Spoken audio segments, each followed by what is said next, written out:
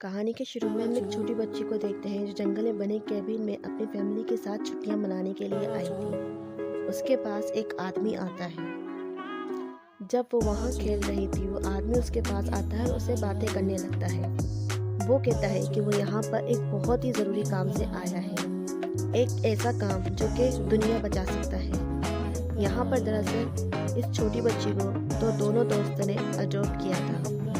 वो दोनों दोस्त एक दूसरे से बहुत प्यार करते थे और एक दूसरे के बिना जिंदा नहीं रह सकते थे। इसलिए उन दोनों ने एक छोटी बच्ची को अडॉप्ट किया ताकि वो एक अच्छी ज़िंदगी गुजार सके। वो आदमी उस छोटी बच्ची से बात तो कर रहा था, लेकिन बार बार जंगल की तरफ देख रहा था।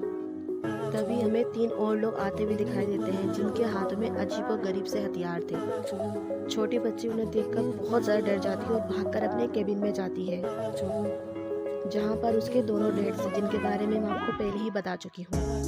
वो उन दोनों को उस आदमी और उन जंगल से आने वाले लोगों के बारे में बताती है। ये दोनों भी सुनकर बहुत ज़्यादा डर जाते हैं। वो आदमी अपने साथियों के साथ दरवाजे के बाहर आ जाता है और उन दोनों से दरवाज़ा खोलने को कहता है।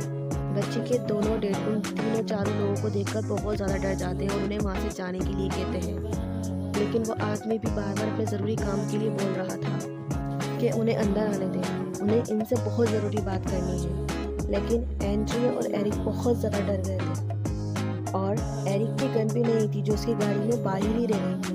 बाहर वाले लोगों के पास बहुत ज़्यादा हथियार थे, जिसकी वजह से वो बहुत ज़्यादा डर गए थे और वो इन्हें बार बार धमकी देते हैं कि चले जाओ यहाँ से, वरना हम पुलिस को इन्फॉर्म कर देंगे। लेकिन यहाँ पे ना सिग्नल थे और ना ही लैंडलाइन।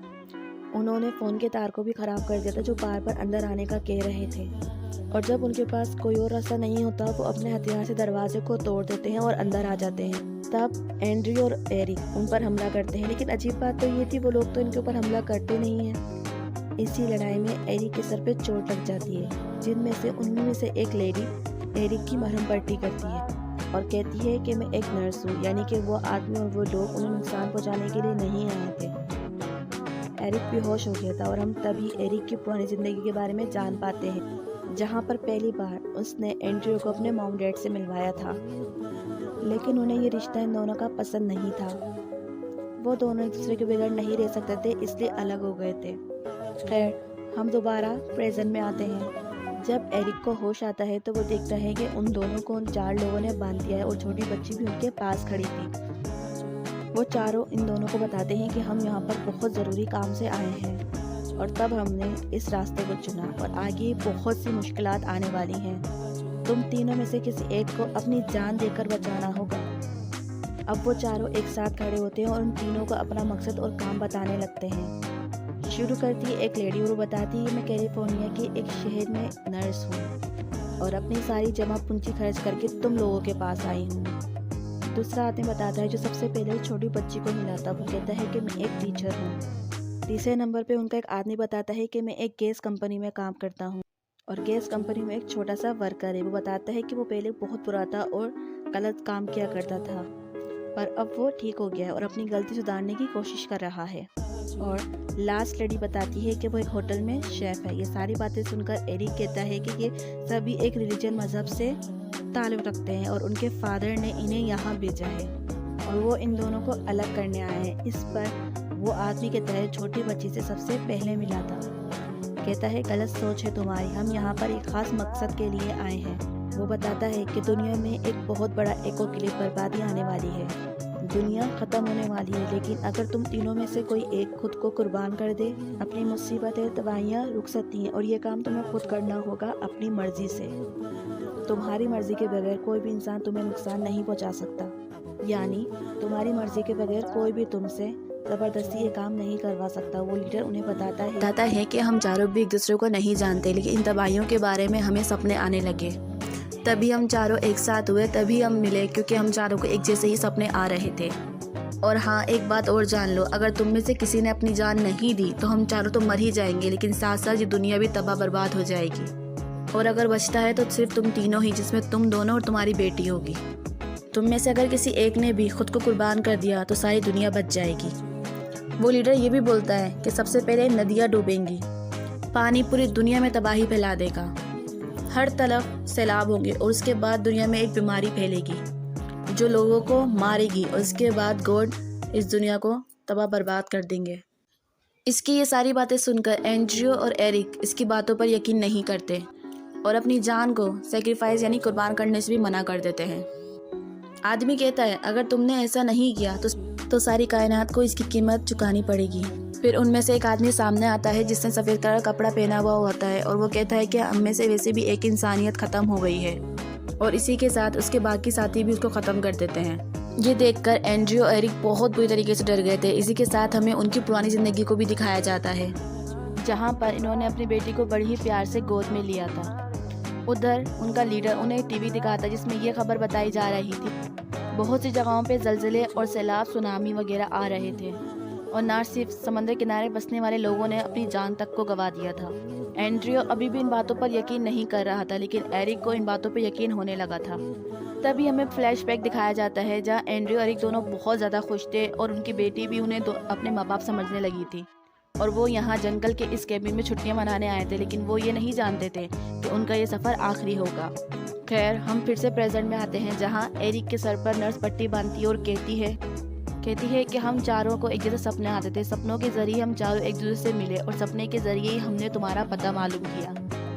तभी छोटी बच्ची इस कैबिन से भागने लगती है, लेकिन वो लीडर उस बच्ची को पकड़ लेता है। एंड्रयू उससे कहता है कि तुम मेरी बात समझो, तुम्हारा साथी यहाँ पर कह रहा था जिसको तुमने मार दिया। उसका काफ़ी टाइम पहले मुझसे झगड़ा हुआ था, जो कि एक फैक्ट्री में काम करता था। मुझे लगता है कि उसका बदला लेने के लिए यहाँ पे आया था। लीडर कहता है कि मैं उसे नहीं जानता, लेकिन वही वो वाहिद शख्स था जिसने हमें तबाहियों और बर्बादियों के बारे में बताया था और जिसके बाद हमें भी बिल्कुल वैसे ही सपने आने लगे। आज हम बिल्कुल सही रास्ते पर हम तो इन तबाहियों को रोकना चाहते हैं।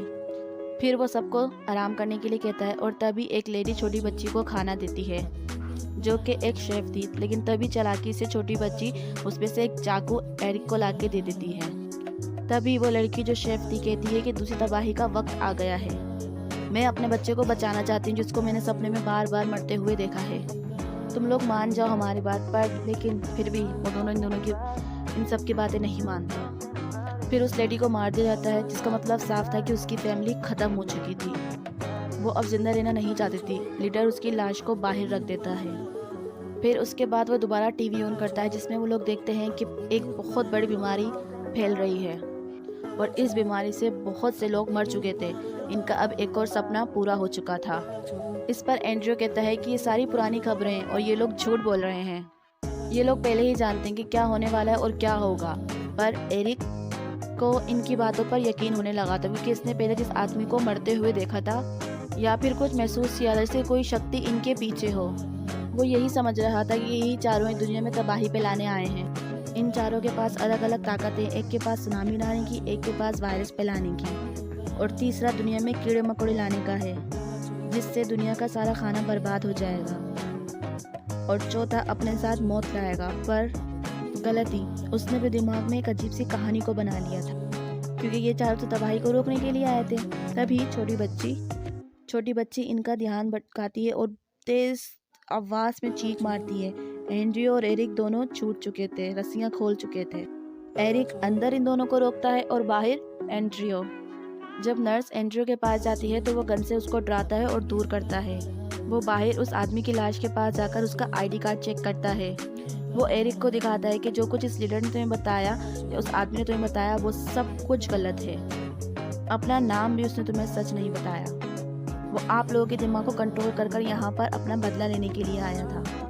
पर लीडर उसकी एक भी बात नहीं मानता और कहता है कि जो कुछ भी है सब सच है।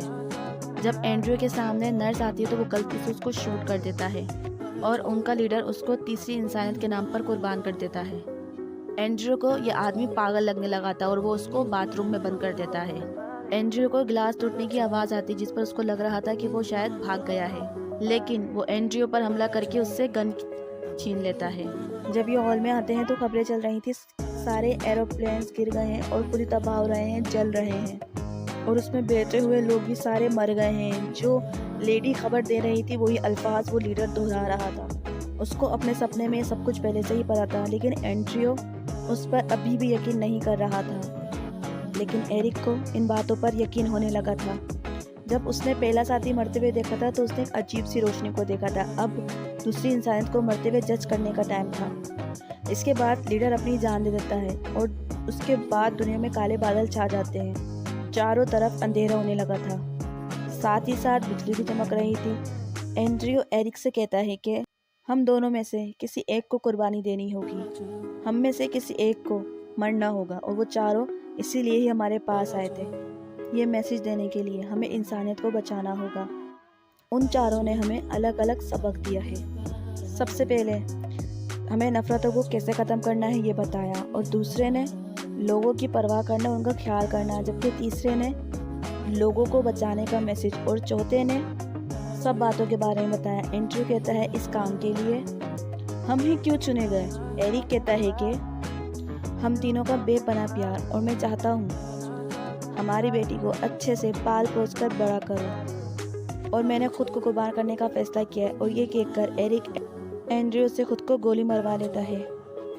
एरिक अब मर चुका था। एंड्रयू अपनी बेटी को कैबिन से बाहर ले जाता है, और कैबिन भी बिजली की वजह से पूरी तरह जल चुका था, यानी एरिक की कुर्बानी कबूल कर ली गई थी। थोड़ा दूर जाने पर एंड्रयू को एक गाड़ी दिखाई देती है जो उन 4 लोगों की थी, इनके लिए यहाँ पर छोड़ी थी। जब वो टाउन में आता है तो एक खबर सुनता है कि एक मेडिकल मौजूदा हुआ है, सारी तबाहियाँ खुद ब खुद रुक गई हैं। जो लोग वायरस से बीमार हुए थे वो ठीक हो गए हैं, और बिजली का भी कड़कना ख़त्म हो गया है। जो तबाहियाँ हो चुकी थी वो ठीक नहीं हुई थी, और इनको इसी दुनिया में रहना था जो अब कभी पहले की तरह ठीक नहीं हो सकती थी, क्योंकि इतना कुछ हो जाना एक आम बात नहीं थी। और एरिक ने खुद को कुर्बान इसलिए किया था कि जो सफ़ेद रोशनी उसने उससे बात की थी, और उसने उसमें एंड्रयू और अपनी बेटी को देखा था, जिसमें उसकी बेटी बड़ी हो चुकी थी और वो उनके साथ नहीं था। इसलिए वो जान चुका था कि उसको ही कुर्बान होना है। फिल्म के आखिर में हम एंड्रयू और उसकी बेटी को देखते हैं। एंड्रयू अपनी बेटी के साथ एक नई ज़िंदगी गुजारने के लिए निकल पड़ा था, और उसी के साथ ये कहानी यहाँ पर ख़त्म हो जाती है।